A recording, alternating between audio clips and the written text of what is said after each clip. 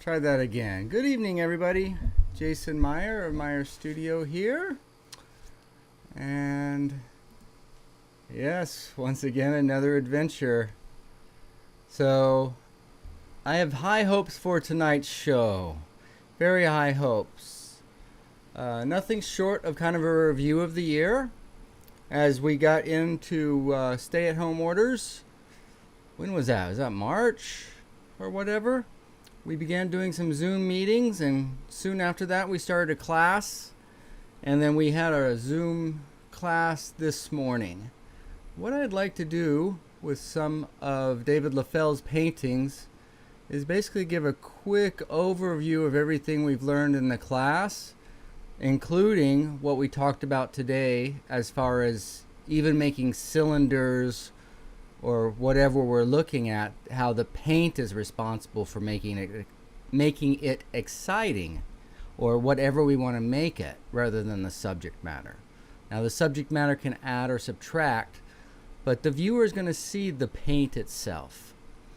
So, with that in mind, what do you guys say we jump in and get started? So we'll do a little screen share. How about we share that screen? Here we go. And again, these last few days of, I don't know if we want to call it intense or deep or what, but we could call it intense. And not that this can't be, but again, let's apply everything we've learned here. As always, give it a minute to take the painting in.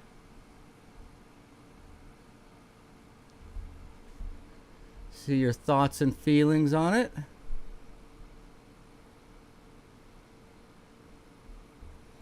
And as you look at it, I want to start back with basically our foundation.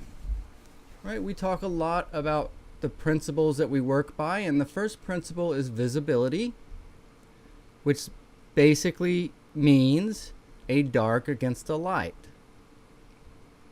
And based on that principle, we decide that we're going to use 4 values to work in. We've got dark, and we've got white, and then we're going to use a darker gray and a tone or a color. So for those of you who've been with me, can you see the dark in this painting? And can you follow it through the painting?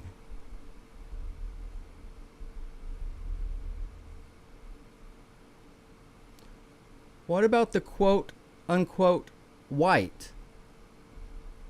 Where is that located in this painting?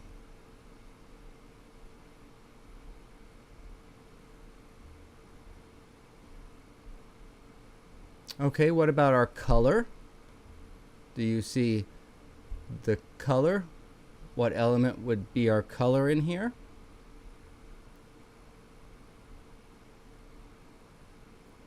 And the last one we're missing is gray, isn't it?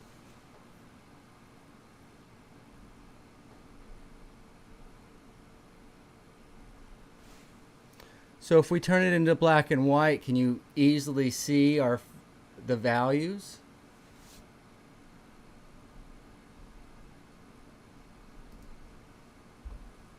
All right, does everybody see the dark? The side of the table, all of this. And then it weakens a little bit, but it comes through here and it's connected to that. Here it comes through and gets all the way over to here. And then up here, we come through, we go through, we come through, right? That's all dark. And then we flip over here at dark, and can you see that it's a measure of dark even right there? And I'm going to propose that we see even this calligraphy on the vase as the lightest dark. Hey, there's the woman behind it all, Miss Cindy Meyer.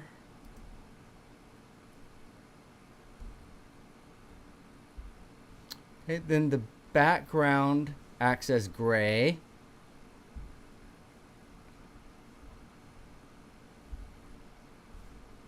Right, our color was right through here.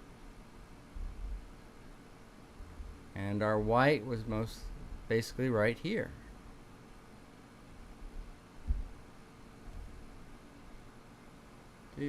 Actually, for those of you who have a hard time seeing that,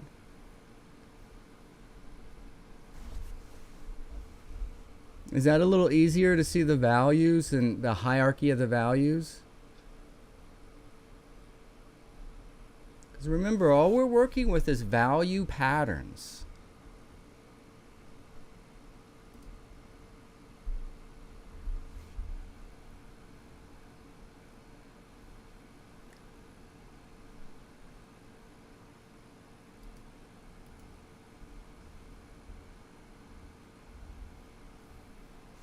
So have another look at this. Again, follow the dark, follow the black. Notice those dark grapes kind of highlight with the blue and the white. And then the background images. By the way, did you see the little trick he played here? Did anybody catch that?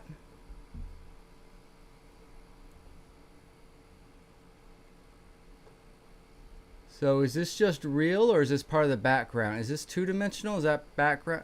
Well, no, this is three-dimensional. But it's attached to, is that two-dimensional? You guys see the little game he's playing with us here? Is that a silhouette, or is it part of background design? Anyway, so that calligraphy this light blue could almost be considered the climax of the dark.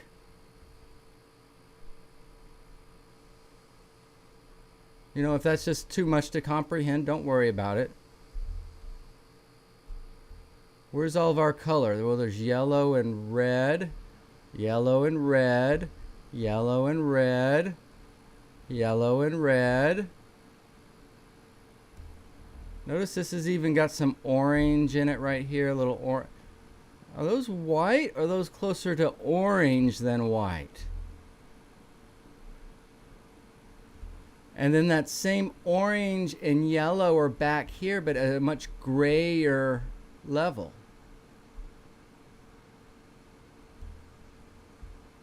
And then the white's basically right here with some dot, dot, dot, dot, dot, dot, dot, dot, dot.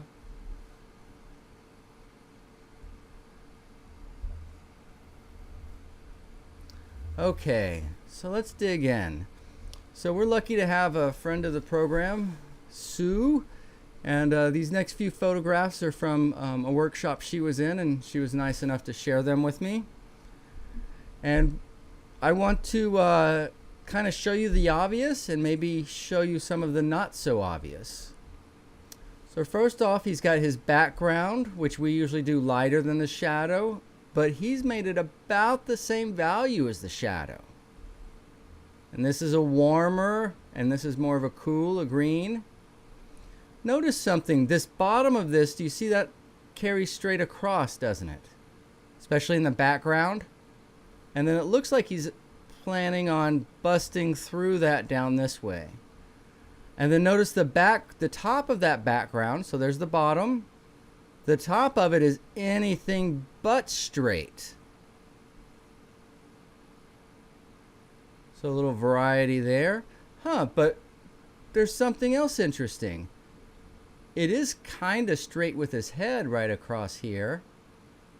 But then that wildly goes up, and this wild. Okay. So for any of you more advanced students, that's a big clue. He's got a passive side and an active side. Okay, so pay attention to that idea. And again, just black and white to show you how close the background value in that. And then look, the shirt is definitely darker.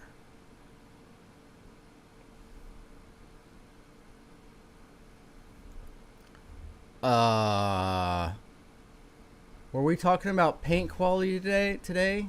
And how we could build up cylinders and we could spend all day having the most fun we've ever had in our entire life? And how if we want the painting to be interesting, that will come from the paint. So why does this paint look interesting? And how does it look different from your paint when you're beginning the painting? First off, answer me this. Do you ever put paint this thick on your canvas?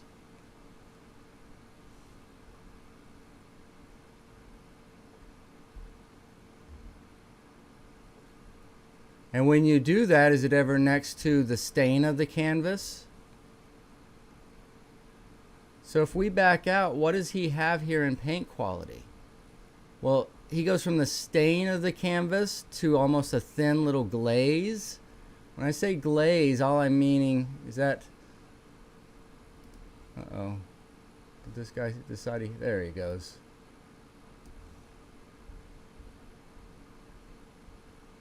Just meaning we can see through the paint. You can see how this isn't flat. This is transparent.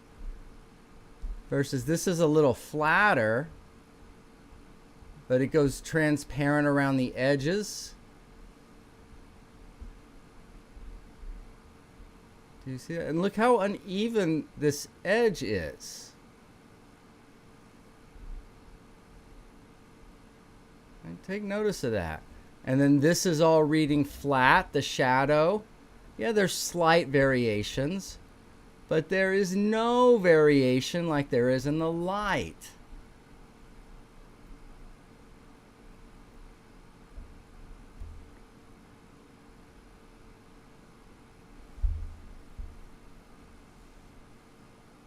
Look, as something starts, it's got a hard edge. But look how he's even grayed that off a little bit and then made that a little stronger. But this is still the gray edge. This is the color plane. And then that turns into the shadow side. Remember we talked about the side of the face, the front of the face, and the side of the face today. And the side going back in space next to light goes through air. This is our main side. The highlight's going to happen on the corner. And then at this corner, we turn around and go into shadow. So it's a little less. And shadow.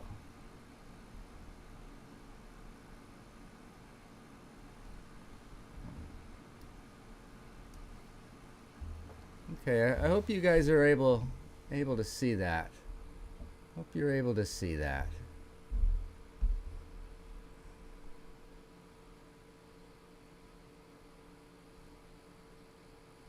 All right, and then it's just a matter of putting that thing together a little easier. All right, you can see how highlight, and we talked about paint notes. Well, the paint's able to look like this because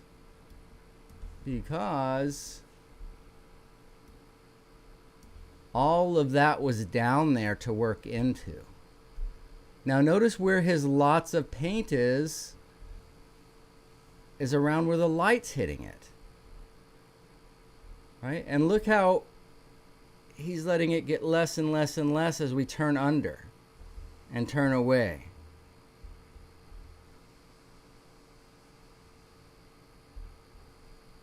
All right. So you guys let me know if this is making sense, if you're seeing what I'm talking about. What does this little piece do right here? Well, it does quite a bit, doesn't it? It really contrasts against that shadow. If he was to work on this, would he leave it that? Probably not. But it would be lighter than what's around it, so there's a little, basically so that that dark note is heard a little stronger there than it is right here. Just like this light note is more here than it is here.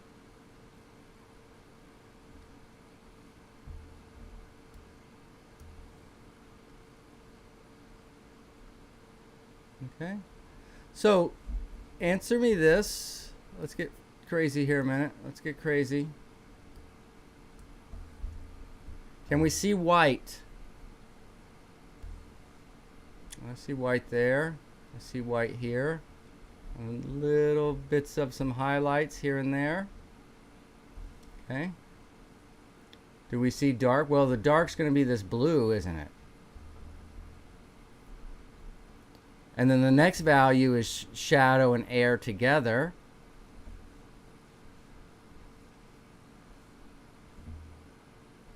And then all we have is our color. So this isn't a lot of color here, is it?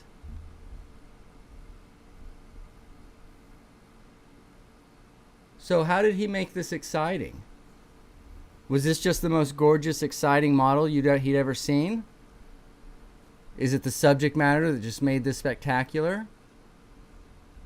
And now, granted, this isn't a demo that's maybe a couple hours long. Right? So this is the beginning, and it happens really fast. And can you see or feel how just the slightest bit of this was rubbed back in here? And what does that do? You see how that takes the kind of the garishness out of it and gets it closer and more harmonious to what's here?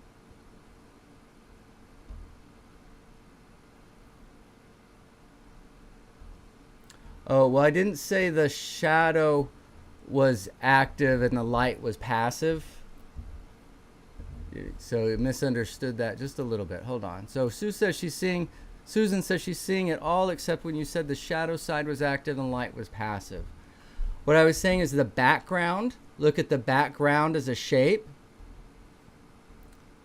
And see that side of the background is a passive shape. And then this side of the background is a very active shape. So if we look for a passive side versus an active side, right? And then if we investigate that further, look, he stabilized this by putting the top of the head level with that. And then this is level, but then him and his shirt bust through that here. So he busts down with his shirt through there, and then he busts up with the background through here. Anyway, it's a subtle little design thing, but as you get more sophisticated, it's these things that are never looked at or talked about that can make a sketch go, well, how can that be so good when it's so incomplete? Well, again, it's these abstract things that he's aware of. Now, let's investigate that with the light. This is rather passive, isn't it? This light side. Now compare that to where the light meets the shadow.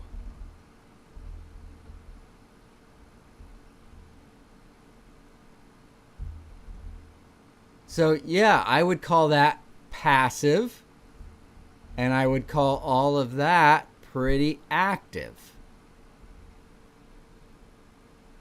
So again, just something to be aware of and look. And it's a subtle little thing. And again, so many people think, oh, if I know more. No. It's doing the most with what you put down. Remember what he did with 4 values. Excellent.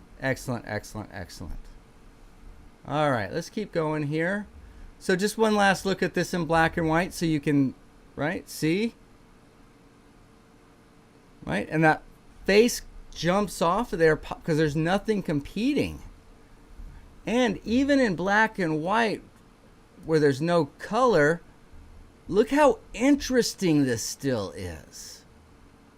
Just because of the way and the configuration of the paint, the way the paint was put down.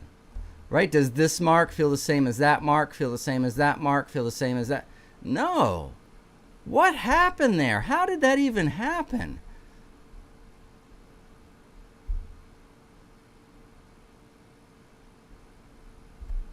All right, I'm getting a little excited. I gotta calm down. And then this is a little blurry, but still, this is his palette from this painting. And you can see the warm of the shadow and the green of the background and how that was worked together. And then we talk about darker, richer to lighter, grayer.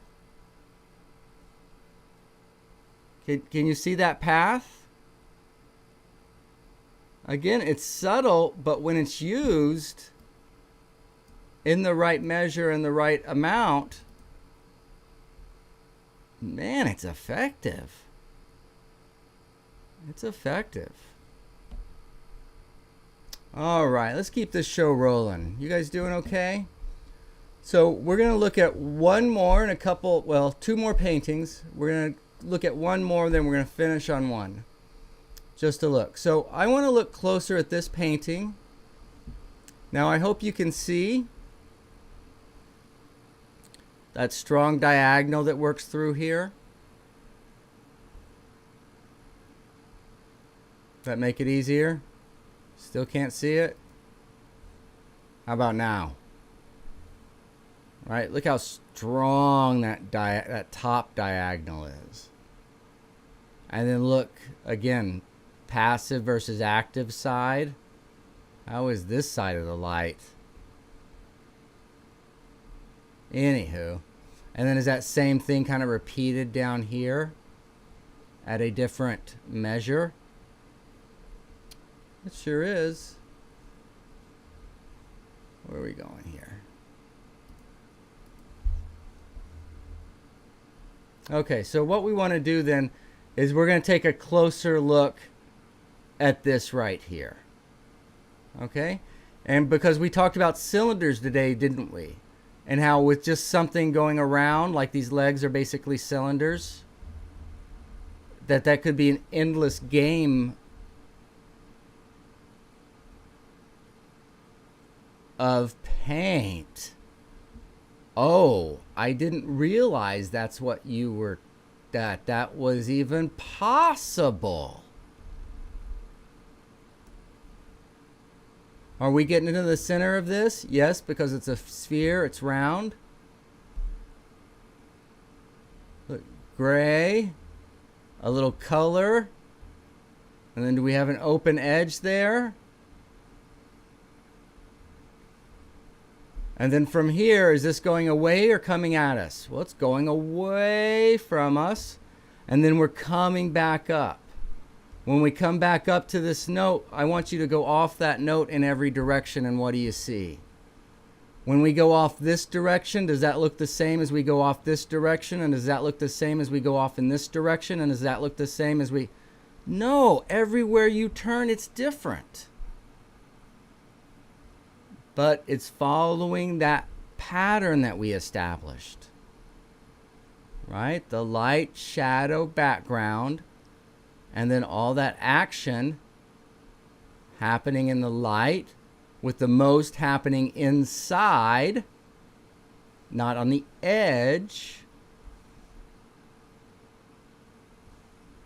And what in tarnation is all of this?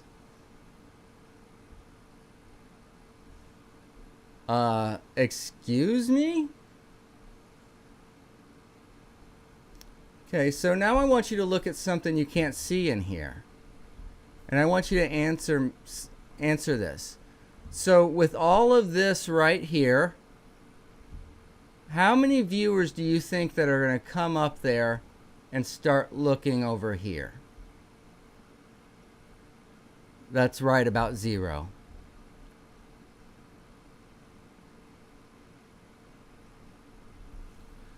And how did he not make this so...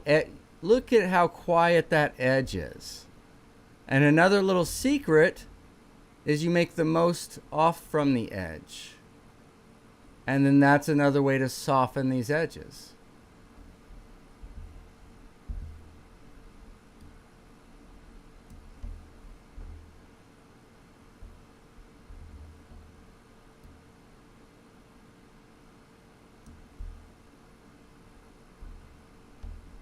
See how flat and nothing is there? Right, and then boom, boom, boom. Right, these colors are more visible because of this right here. Same thing with all of this going on. Who's walking up to this painting and looking right here?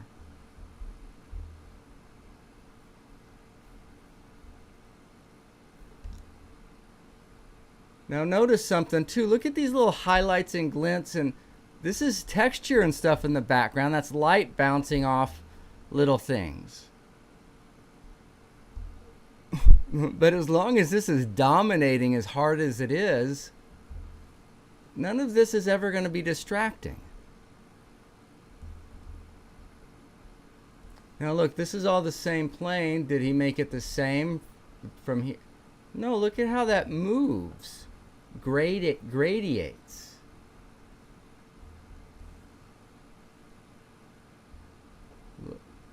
What? Do you see that?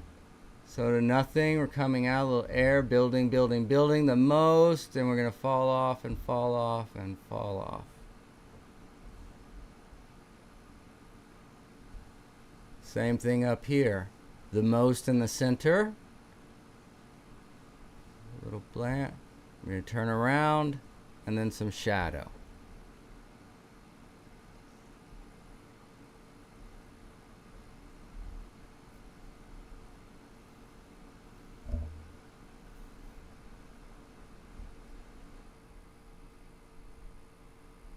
Well, how much of that can you do? Well, as long as it's still within your concept, right? Again, all of this has to support an overall concept. But if the paint you use to support that concept is this exciting, well, you might be getting tens of thousands, if not hundreds of thousands of dollars for your painting.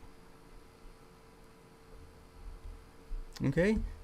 This is a man that's been painting for a very long time, and at the top of his game. I would argue at the top of his game in the world. So, you know, it can look like clear and easy, and I see what it is, but let me assure you, you were looking at poetry in motion right here. Okay, so we're going to go through 3 notes, okay? So look at this note, this whole light note, and now we're dying off till we get down to kind of the knee of the horse, and then we've got this note. Now tell me something, is this note and this note anywhere near the same? Anywhere near equal? Are there any fence builders here? Not in those 2 shapes. All right, all right. And then we're going to go down and die off and come up for another note. Let's just focus on this one right here. And look at this note. Nothing. It builds, it builds, it builds to the most. It's divided from the table, and it's tied into the table. So you see how this light transcends the horse and spills into something else. And without knowing any better, you think this forward or backward? Well, how? Well, this is more, and that is less. Right? Quick question, more or less? You got to make it obvious. And before we leave here, what I want you to do is look at 1, 2, 3, 4 leaves. And notice how they're different colors. They're not the same size, they're not the same shape, they're not the same color. I mean, they're the same basic hue, right? Well, it's a yellow green and a blue green.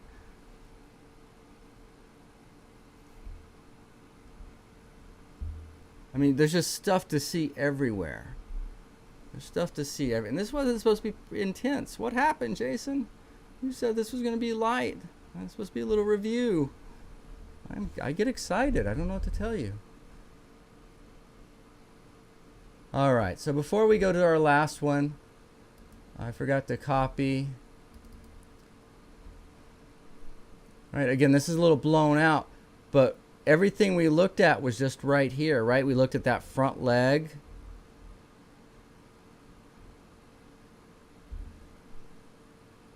Amazing, huh? Amazing. All right, and one last one quickly before we call it a night for the weekend.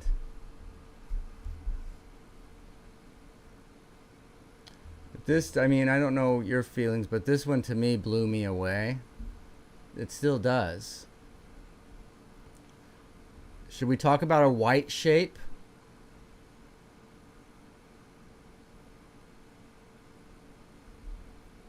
Are your shapes that dynamic?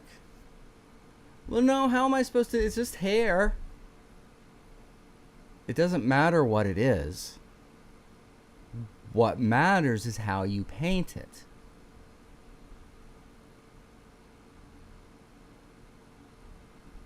So, in a way, this thing is framed by this white and this white. Should we talk about design again? Should we talk about the difference from this side and that side? Should we talk about simple to complex? Simple, the light side, to where the light turns into shadow.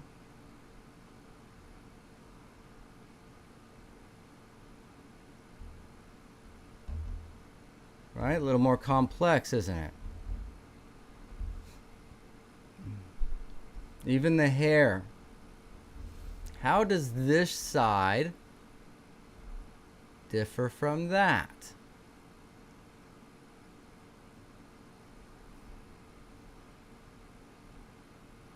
So a little bit of something and then just a whole lot of nothing.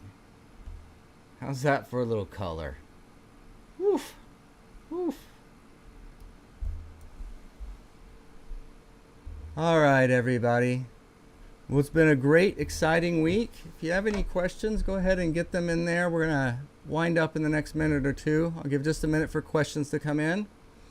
And remind you, next week we've got Christmas coming up. So we'll have our regular YouTube schedule through Thursday morning. That's Christmas Eve. So Monday, Tuesday, Wednesday, we'll be going live 8 a.m. with student feedback, a morning jump start. 1:30, we'll be in the studio. And as of Monday, I'm supposed to be getting a new light, which could be changing things. We'll see if I can get that up or not.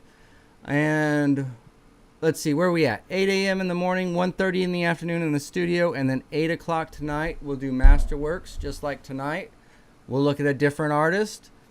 Sometimes we just take one painting and go really, really deep. Tonight, we went over a few of them and kind of reviewed everything we learned very quickly and broadly. But I think it's good to keep coming back to, oh, that's what that means. Oh, that's how it's used. Oh. Because there's not a lot to oil painting. There's some just very basic things. But the thing is, those things can be understood at so many different levels, and it can go so deep that it's almost impossible to comprehend what 4 values can do before you've worked with it for years and years and years. All right, guys. Susan, thank you so much. Appreciate everybody tuning in and watching this. As always, if you find yourself here and you like what you saw, please give it a thumbs up. We'd love for you to subscribe to our channel and tell all your friends about it. And if you're more interested in what you see here, we are doing classes and stuff. You can visit the website, jasonmeyer.com, for more information. Okay, everybody have a beautiful weekend. I hope you get to work. I hope you get to rest. I hope you get to smile. And we'll be back Monday morning. Oops, we were going to do this face-to-face, but looks like I'm crying. Am I going to miss you guys that much this weekend? Maybe. There we are. All right, that's a better face. All right, everybody. I'll see you later. Thank you so much.